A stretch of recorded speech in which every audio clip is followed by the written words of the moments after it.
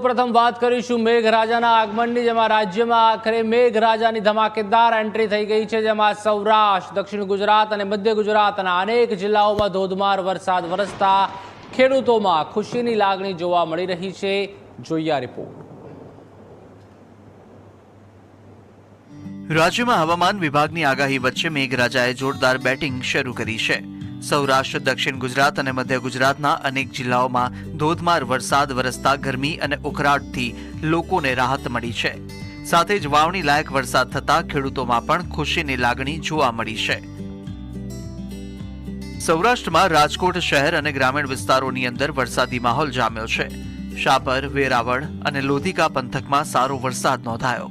બીજી તરફ જેતપુરના દેવકી ગાલોલ ગામ પાસે ભારે વરસાદને કારણે ગાલોરિયા નદીમાં પાણીની આવક વધતા રોડ પર બનાવવામાં આવેલ ડાયવર્ઝન ધોવાઈ ગયું છે, જેના કારણે જેતપુર બગસરા માર્ગ પર વાહન વ્યવહારને અસર પહોંચી છે. અમરેલી જિલ્લામાં પણ મેઘરાજાએ ધમાકેદાર એન્ટ્રી કરી છે. બગસરા સહિતના ગ્રામીણ વિસ્તારોની અંદર ભારે વરસાદથી જૂની સાતલડી નદીમાં ઘોડાપૂર આવ્યું છે. નવા બનેલા પુલની સાઈડનું ધોવાણ થતા તંત્રની કામગીરી સામે પણ સવાલો ઊભા થયા છે. વડેરા, નાના ભંડારિયા સહિતના વિસ્તારોમાં સ્થાનિક નદીઓમાં પૂર આવ્યું છે અને અનેક ચેકડેમ છલકાયા છે.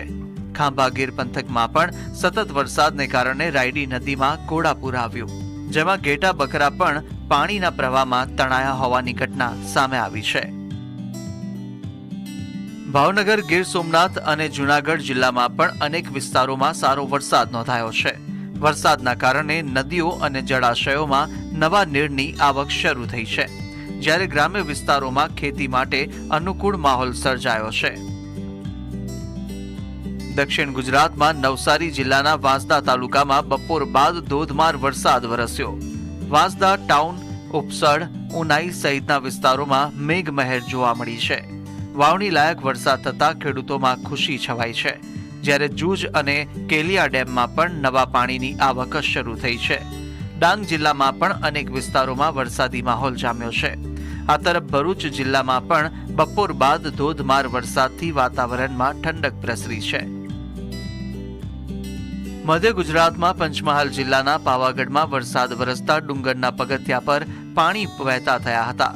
વરસાદી વાતાવરણ વચ્ચે મોટી સંખ્યામાં ભક્તોએ માતાજીના દર્શન કર્યા.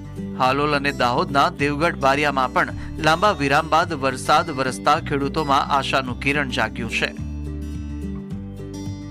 રાજ્યના અનેક જિલ્લાઓમાં વરસાદી માહોલ વચ્ચે ખેડૂતો હવે સારા ચોમાસાની આશા સેવી રહ્યા છે. હવામાન વિભાગે આગામી 5 દિવસ દરમિયાન ગુજરાતના અનેક વિસ્તારોમાં હળવાથી ભારે વરસાદની આગાહી વ્યક્ત કરી છે, જેના કારણે રાજ્યમાં હજુ પણ મેઘમહેર યથાવત રહેવાની સંભાવના છે. Bureau report, news capital.